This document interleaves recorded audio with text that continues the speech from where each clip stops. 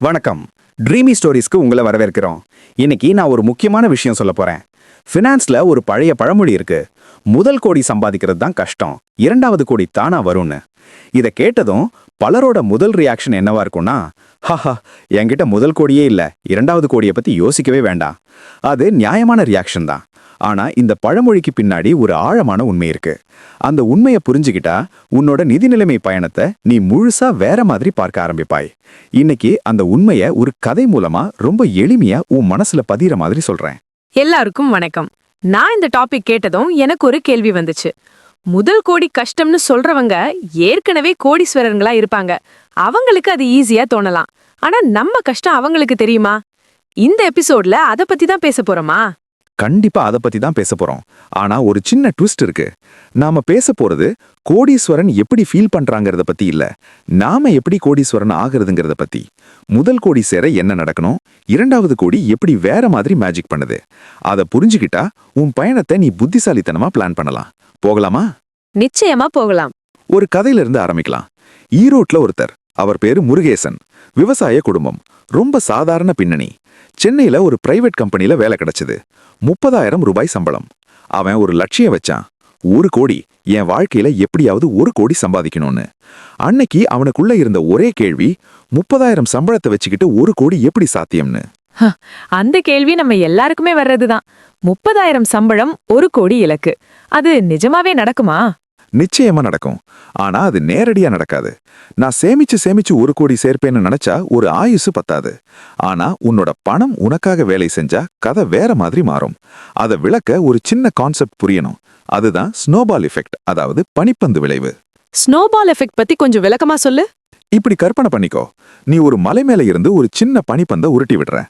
ஆரம்பத்துல அது ரொம்ப சின்னது, நீயே உன் கையால தள்ளணும். 1 அடி போகுது, 2 அடி போகுது. பந்து உருள உருள கொஞ்சம் கொஞ்சமா பெருசாகுது. ஒரு 10 அடி போனதுக்கு அப்புறம் அந்த பந்தோட கனமே அதை தானா தள்ள ஆரம்பிக்கும். உன் கை உதவி தேவைப்படாது. 50 அடி போனதும் பந்து வேகமா ஓடும், நீ பின்னாடியே ஓட முடியாது. 100 அடி போனதும் அந்த பந்து மலைப்பாதைய தானா கடந்து போகும், யாராலையும் தடுக்க முடியாது. புரியுது. பனிப்பந்து ஆரம்பத்துல தள்ளுறதுக்கு முயற்சி வேணும், அப்புறம் அதுவா போயிடும். பணமும் அப்படிதானா? அதேதான். முதல் கோடிங்கிறது அந்த பனிப்பந்தை கஷ்டப்பட்டு தள்ளுற ஆரம்ப நிலை. அங்க கஷ்டம் இருக்கும், உன் உழைப்பு, உன் கட்டுப்பாடு, உன் தியாகம் எல்லாமே வேணும். இரண்டாவது கோடிங்கிறது அந்த பந்து தானா உருள்ற நிலை. உன் உழைப்பு அங்க கம்மி, பணத்தோட வேகமே அதை கொண்டு போகும். அதுதான் முதல் கோடி கஷ்டம், இரண்டாவது ஈஸின்னு சொல்றதுக்கான காரணம்.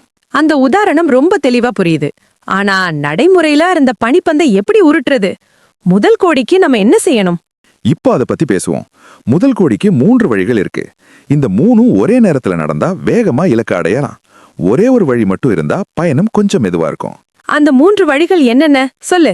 வழி 1, உன் நேரத்தை முதலீடு செய், ஆக்டிவ் இன்கம்.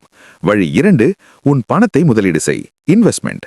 வழி 3, உன் திறமையை முதலீடு செய், சைடு இன்கம். இந்த 3ம் ஒன்னா நடந்தா முதல் கோடி வரை எடுக்கிற காலம் குறையும். சரி, வழி 1, ஆக்டிவ் இன்கம் பத்தி கொஞ்சம் சொல்லு. ஆக்டிவ் இன்கம்ங்கிறது நீ வேலை செய்யறதுக்காக கிடைக்கிற சம்பளம். நீ வேலைக்கு போனா பணம் வரும், போகலைனா வராது. இது எல்லாருக்குமே இருக்கிற அடிப்படை வருமானம். ஆனா இதுல ஒரு சின்ன சிக்கல் இருக்கு.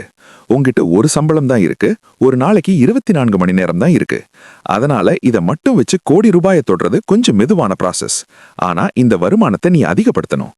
உன் ஸ்கில்ஸை வளர்த்துக்கோ, ப்ரொமோஷன் கேளு, இல்லைன்னா இன்னும் நல்ல கம்பெனிக்கு மாறு. சம்பளம் வளரும் போது உன்னோட சேமிப்பும் வளரும். அதுதான் உன்னோட பனிப்பந்தை உருட்டும். ஆக்டிவ் இன்கம் ஒரு பேஸ் மாதிரி, அது அதிகப்படுத்துறது முக்கியம், ஆனா அது பத்தாது.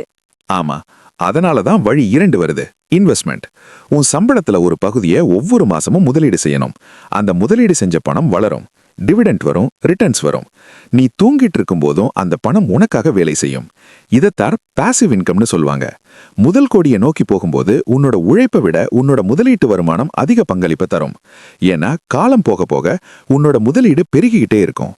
ஒரு கட்டத்துல உன்னோட முதலீட்டுல இருந்து வர்ற லாபம் உன் சம்பளத்தை விட அதிகமா இருக்கும். அந்த இடம் தான் முதல் கோடிக்கு பக்கத்துல இருக்கிற இடம். முதலீட்டு கொடுக்கிற லாபம் நம்ம சம்பளத்தை விட அதிகமாகிற அந்த நிமிஷம், அதுதான் உண்மையான நிதி சுதந்திரத்தோட ஆரம்பம். சரியா சொன்னாய். திரும்ப முருகேசன் கதைக்கு வருவோம். அவன் முதல் கோடி இலக்க தொட்டான். இப்போ அவன் வேலைக்கு போனாதும் போகாட்டியும் அவனோட அந்த 1 கோடி முதலீடு வளர்ந்துகிட்டே இருக்கு. ஒரு நாள் அவனோட வருடாந்திர லாபத்தை பார்க்கறான்.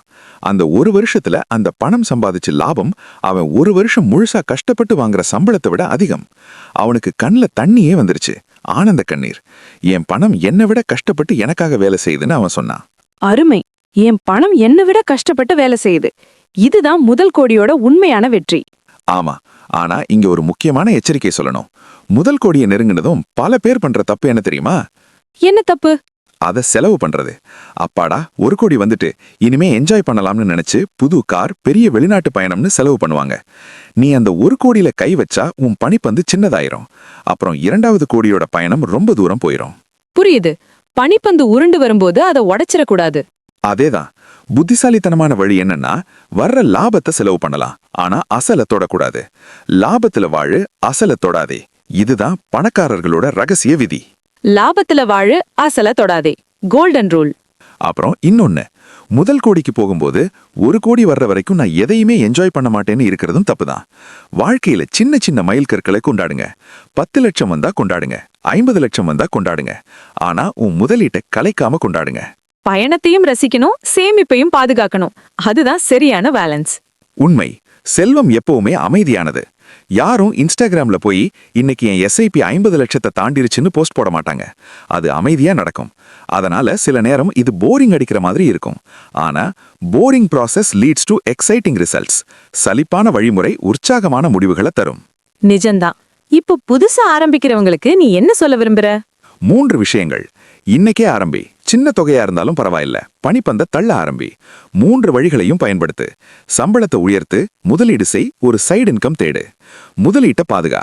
முதல் கோடி வந்ததும் அதை உடைச்சிராத. ரொம்ப தெளிவா இருக்கு. இந்த எபிசோட் கேட்டதுக்கு அப்புறம் ஒரு நம்பிக்கை வருது.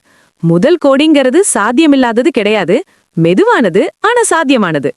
ஆரம்பிச்சவங்களுக்கு அது தானா வந்து சேரும், ஆரம்பிக்காதவங்களுக்கு எப்பவும் வராது. சரியா சொன்னாய். முருகேசன் 30,000 சம்பளத்துல ஆரம்பிச்சான். அவன் ஒன்னும் ஸ்பெஷல் கிடையாது, நீயும் நானும் கூட தான். ஆனா அவன் ஆரம்பிச்சான், அதுதான் வித்தியாசம். நீயும் ஆரம்பிக்கலாம். கண்டிப்பா. மறக்காம சப்ஸ்கிரைப் பண்ணுங்க, ஷேர் பண்ணுங்க. உங்க முதல் கோடி கனவுல நீங்க இப்போ எந்த ஸ்டேஜ்ல இருக்கீங்கன்னு கமெண்ட்ல சொல்லுங்க. இன்னைக்கு தான் ஸ்டார்ட் பண்றேன்னு சொன்னாலும் ஓகே. அந்த கமெண்ட்டை 5 வருஷம் கழிச்சு வந்து பாருங்க, உங்க வாழ்க்கை மாறி இருக்கும். வணக்கம், நன்றி. முதல் கோடி கஷ்டம் ஆனா சாத்தியம். 2வது கோடி ஈஸி, ஆனா அதுக்கு முதல் கோடி வேணும். அந்த முதலடியை எடுத்து வைங்க. வணக்கம்.